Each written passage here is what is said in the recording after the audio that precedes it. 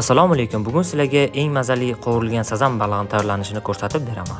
Birinchi navbatda sazan tangalarini tozalab, ichini yorib, yaxshilab yuvib videoda ko'rsatilgan shaklda kesib olamiz.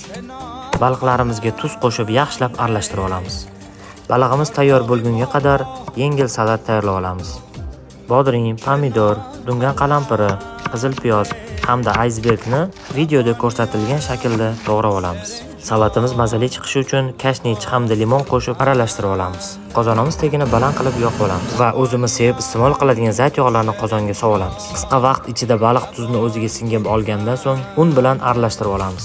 Yetarli darajada qizigan yog'imizga baliqlarimizni birin-ketin sog'olamiz.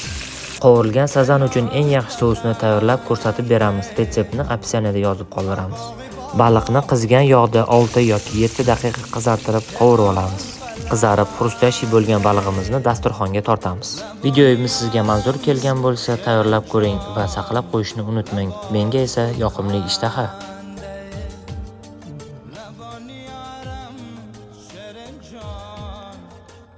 Alhamdulillah. Voy dod!